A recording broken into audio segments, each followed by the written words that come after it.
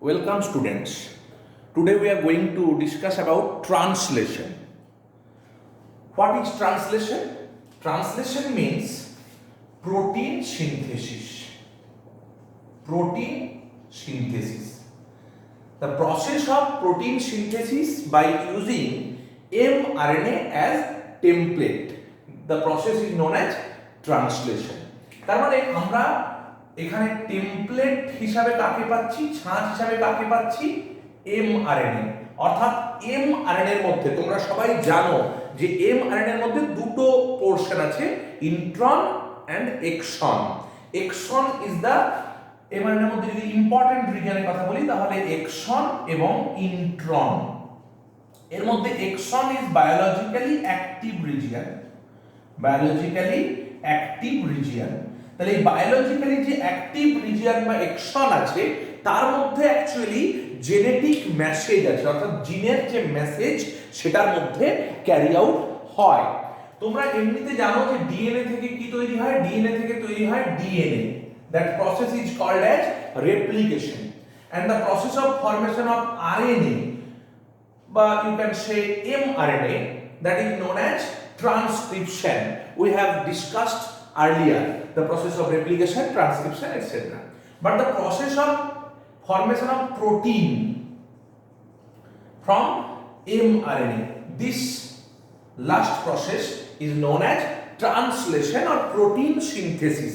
Actually the genetic message which is present inside the DNA or gene, that is transferred into RNA and expressed as a protein or polypeptide chain. Protein is made up of several amino acids which are linked by peptide bond. ধরো এটা যদি protein হয় তাহলে এরকম these circles are actually amino acid, আর এই যে bond গুলো মাঝে প্রেজেন্ট আছে that bond is known as peptide bond. আমি বলছি ইট ইজ পলিপেপটাইড। প্রোটিন কথাটার মানেই আমরা বলতে পারি পলিপেপটাইড। দ্যাট মিন্স অনেক পেপটাইড বন্ড দিয়ে তৈরি, অনেকগুলো অ্যামাইনো অ্যাসিড আছে। That means protein is a chain of amino acid linked together by peptide bond. Here you can see in this picture. Okay, next mRNA থেকে তাহলে যে protein তৈরি হলো এটাকে আমরা বললাম translation, and the whole process, whole series of process is called as central dogma, and translation is the last step of central dogma, that is genetic expression which is present in DNA, that is expressed as protein. Different types of enzymes, antibody, hormones, there are also proteins, but they are actually protein in nature. তাহলে আমরা protein synthesis সম্পর্কে যখন জানতে যাচ্ছি তখন আমরা দেখব যে এই mRNA যেটার মধ্যে এক্সন আছে সেটা বায়োলজিক্যালি অ্যাক্টিভ রিজিয়ন আমি বললাম, এবং ইন্ট্রন গুলো তোমরা পরে জানবে যে ইন্ট্রন গুলো স্প্লাইসিং বলে একটা পদ্ধতি আছে, সেই পদ্ধতির সাহায্যে কেটে বাদ হয়ে যায়। তাহলে যে এক্সন যেটা বা কোডিং রিজিয়ন যেটা তার মধ্যে প্রচুর পরিমাণে জেনেটিক কোড থাকে। তোমরা জেনেটিক কোডের কথা আগে আমরা পড়েছি, জেনেটিক কোড আর কোডন। এই কোডন গুলো অ্যাকচুয়ালি ক্যারি করে অ্যামাইনো অ্যাসিডের মেসেজ। এবং এই টপিকটা পড়তে গেলে তোমাদের যেগুলো সম্পর্কে ধারণা থাকা খুব জরুরি সেগুলো একটু বলে নিই। তোমরা একটু আমার আগের ভিডিওগুলো বা ক্লাসগুলো ফলো করবে। mRNA structure of mRNA is very important to study protein synthesis. Until and unless you study the mRNA structure, you study tRNA structure, you study ribosome, you can't understand the whole thing. Okay, তাহলে তোমরা প্রথমেই এই তিনটে জিনিস mRNA, tRNA, ribosome এদের গঠন সম্পর্কে আরেকবার রিভিশন করে নেবে, দেন আমার এই ট্রান্সলেশনের ক্লাসটা তোমরা করার চেষ্টা করবে। তাহলে তোমাদের পক্ষে এটা ইজিয়ার হয়ে যাবে, কারণ আমার পক্ষে বারে বারে এই জিনিসগুলো আর বর্ণনা করা সম্ভব নয়, তাহলে আমরা প্রোটিন সিনথেসিস শেষ করতে পারবো না। তাহলে এক কথায় আমরা এখনো পর্যন্ত যা জানলাম, তাহলে টেমপ্লেট হিসেবে ব্যবহার হয় mRNA। mRNA এর মধ্যে জেনেটিক মেসেজটা যায় এবং অ্যামাইনো অ্যাসিড ক্যারি করে বা অ্যামাইনো অ্যাসিড ক্যারিয়ার হিসেবে কাজ করে টিআরএনএ, আর প্লেস হিসাবে সাহায্য করে রাইবোজোম। পুরো প্রসেসটা হয় কিন্তু এমনিতে তোমরা বলতে পারো সাইটোসলের মধ্যে হয় এবং ribosome present in cytosol, that's why আমি প্লেসটাকে বললাম রাইবোজোম, মানে টোটাল প্রসেসটা ক্যারি আউট হয় রাইবোজোমের মধ্যে। সেটা ইউক্যারিওটিক হোক বা প্রোক্যারিওটিক হোক। আমরা এমনিতে রেপ্লিকেশন বা ট্রান্সক্রিপশনের ক্ষেত্রে দেখছিলাম যে site of synthesis বা site of replication and transcription is different in eukaryotic and prokaryotic cells or prokaryotic organisms, but in case of protein synthesis all type of protein synthesis happen in cytosol and specifically in the ribosome. That's why ribosome is called as protein factory. From elementary level of biology you know the fact that what is protein factory. Ribosome is actually the protein factory. এবার আমরা আসি যে easy ওয়েতে যে ribosome প্রোক্যারিওটিকের ক্ষেত্রে কেমন হয় এবং ইউক্যারিওটিকের ক্ষেত্রে কেমন হয়। আমি শুধু এইটুকু জায়গা আমাদের জানার জন্য খুব জরুরি, সেই জন্য একটু বলে নিই যে এর ক্ষেত্রে স্মল সাব ইউনিট এবং লার্জ সাব ইউনিট থাকে। Small sub unit is 30s and large sub unit is 50s। তার মানে এটা এমনিতে 70s। আমি এটা কেন কিভাবে হয় সেই প্রসেসে যাচ্ছি না, এগুলোর জন্য আগেরগুলো তোমরা ফলো করবে। এটা হচ্ছে 40s এবং 60s, টোটাল ইজ 80s। তাহলে eukaryotic ribosome is 80s in nature, prokaryotic ribosome is 70s in nature. They are large subunit and small subunit respectively 50s 30s. ওকে, এই ধারণাটা থাকা খুব জরুরি, আদারওয়াইজ তোমরা প্রোটিন সিনথেসিস সম্পর্কে ক্লিয়ার একটা পিকচার পাবে না। তাহলে আবার একবার বলে নিই যে টেমপ্লেট হিসেবে ব্যবহার হয় এমআরএনএ, অ্যামাইনো অ্যাসিড ক্যারিয়ার হিসেবে সাহায্য করে টিআরএনএ এবং ribosome is the main place in cytosol where protein synthesis actually occurs. এবার আমরা দেখব যে ট্রান্সলেশন প্রোক্যারিওটিকের ক্ষেত্রে কিভাবে ঘটে। দুটো ভাগে আমরা ভাগ করছি, প্রোক্যারিওটিকে এবং ইউক্যারিওটিকে। তাহলে প্রোক্যারিওটিকে দেখতে গেলে আমরা এস্চেরিশিয়া কোলাই, ই কোলাই এই অর্গানিজমটাতে কেমন ভাবে ট্রান্সলেশন হয়, তার জন্য কি কি বেসিক রিকোয়ারমেন্টস আমরা সেটা আগে দেখি। প্রথম বলি যে ট্রান্সলেশন প্রত্যেক প্রসেসগুলো যেরকম ছিল রেপ্লিকেশন, যেরকম ছিল ট্রান্সক্রিপশন, সেগুলোতে যেরকম একটা স্টেপ বাই স্টেপ ফেনোমেনন হয়েছিল, অর্থাৎ ইনিশিয়েশন ছিল, ইলংগেশন ছিল, টার্মিনেশন ছিল। Here also you can see 3 steps: initiation, elongation and termination. But before initiation process there are 2 major events which are required. What are those events? First one is amino acylation. So second one is formylation. Amino acylation means every tRNA should be coupled with amino acid and charged with amino acid. This is actually amino acylation. মানে তোমরা যখন tRNA structure পড়েছো, tRNA যে structure পড়েছো, আমি অন্যান্য জিনিসে যাব না, শুধু এইটুকু দেখব। ধরো এটা একটা tRNA, তোমরা পড়েছিলে যে এরকম স্টেম থাকে, এরকম বিভিন্ন লুপ থাকে। আমি শুধু মুখে যদি বলে দিই this is T psi C loop, this is variable loop, this is anticodon loop, আমি এইটা একটু লিখছি anticodon loop because this is mostly important, and this is D loop, DHU loop, এবং এখানে থাকে amino acid attachment site. This is amino acid attachment site. কিন্তু normally tRNA এর সাথে অ্যামাইনো অ্যাসিড অ্যাটাচড অবস্থায় থাকে না। This is the basic thing you have to know. So when amino acid is attached, before translation, before proceeding towards translation, the event of amino acid attachment actually occurs. This process is actually known as amino acylation. অর্থাৎ tRNA এর সাথে amino acid যুক্ত হওয়া, coupled হওয়া। এবার এটা হবে কি করে, তার একটা মেকানিজম আছে।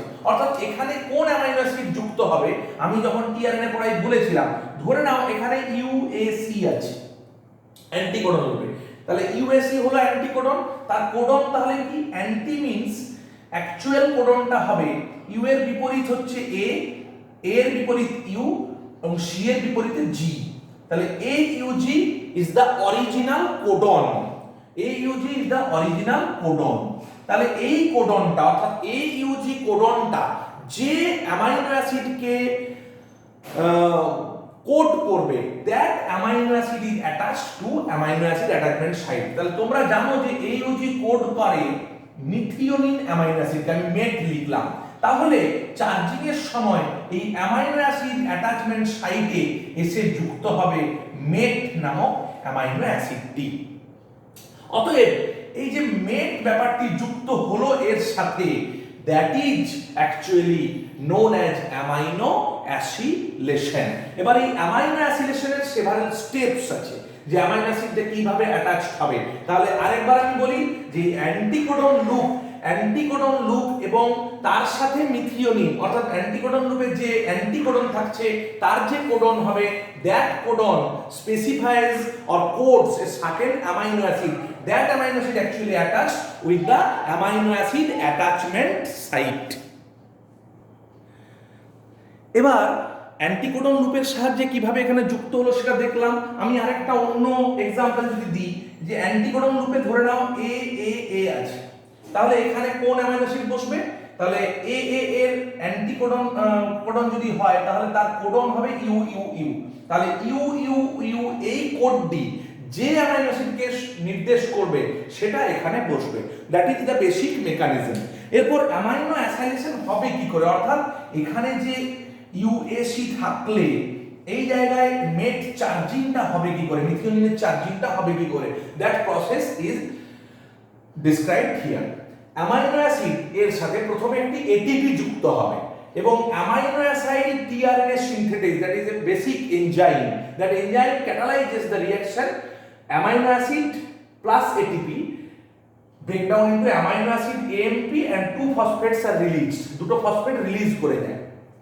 এবার এই যে অ্যামাইনো অ্যাসিডের সাথে AMP বন্ডিং হলো, তারপরে দেখো টিআরএনএ ঢুকলো, অর্থাৎ অ্যামাইনো অ্যাসিড আগে এটিপির সাথে রিঅ্যাকশন করে, after that tRNA proceeds and amino acid tRNA synthetase.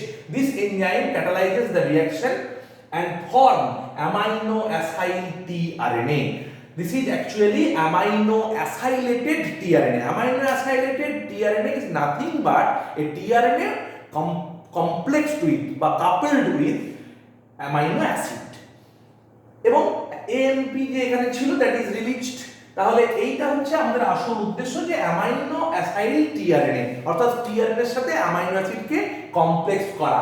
This process repeats the number of amino acids, যতগুলো অ্যামাইনো অ্যাসিড দরকার হবে টু মেক এ প্রোটিন, একটা প্রোটিন তৈরির জন্য যতগুলো অ্যামাইনো অ্যাসিড দরকার হবে অ্যামাইনো অ্যাসাইলেশন ততবার হবে, এটা আমাদের মনে রাখতে হবে। অর্থাৎ একটা অ্যামাইনো অ্যাসিড, একটা প্রোটিন যদি 1000টা অ্যামাইনো অ্যাসিড নিয়ে তৈরি হয়, তাহলে অ্যামাইনো অ্যাসাইলেশন প্রসেসটা স্পেসিফিক্যালি ততবার অন্তত পক্ষে হতে হবে, মিনিমাম 1000টা অ্যামাইনো অ্যাসাইলেশন হতে হবে, অর্থাৎ 1000টা টিআরএনএ কে অ্যামাইনো অ্যাসিডের সাথে কাপলড বা কমপ্লেক্সড হতে হবে। তাহলে এই প্রসেসটা ইনিশিয়েশন হওয়ার আগে amino acylation basic required process. তাহলে 1 নম্বর প্রসেস আমি লিখে দিলাম অ্যামাইনো অ্যাসাইলেশন, এই প্রসেসটা আমরা বুঝলাম। 2 নম্বর যে প্রসেসটা রিকোয়ার্ড, দ্যাট ইজ ফরমাইলেশন। কিন্তু ফরমাইলেশন ব্যাপারটা একবার হওয়ার দরকার হতে পারে, এটা যেমন মাল্টিপল টাইমস দরকার হয়, যতগুলো অ্যামাইনো অ্যাসিড দরকার ততবার অ্যামাইনো অ্যাসাইলেশন হতে হচ্ছে, but formylation is single time event, একবার এটা হয়। কোন একবার না, যে ফার্স্ট টিআরএনএ ইনিশিয়েটর টিআরএনএ যেটা থাকছে, ইনিশিয়েটর টিআরএনএ যেটা থাকছে, ইনিশিয়েটর টিআরএনএ কে না তোমরা সবাই জানো যে ইনিশিয়েশন কোডন কি না AUG, একটা mRNA যদি ধরে নাও এটা একটা mRNA হয় তাতে ইনিশিয়েশন কোডন হলো AUG। AUG এর পরে যতগুলোই কোডন থাকুক তারা কোডিং হিসেবে কাজ করে এবং তারপর একটা স্টপ কোডন থাকে, তোমরা জানো সবাই, আমি আসছি সেই কথাতে। কিন্তু সূচনা কোডন হিসেবে AUG থাকবে। তাহলে AUG যদি থাকে তার সাথে কোন ধরনের টিআরএনএ অ্যাড হবে বলে মনে হয় তোমাদের?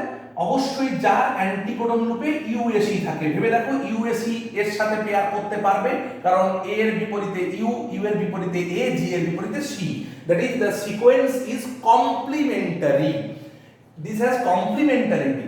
তাহলে এই রকম টিআরএনএ এর সাথে এই রকম যে টিআরএনএ থাকছে UAC, তাহলে তার অ্যামাইনো অ্যাসিড হিসেবে অবশ্যই থাকবে যেটা সেটা হলো মিথিওনিন।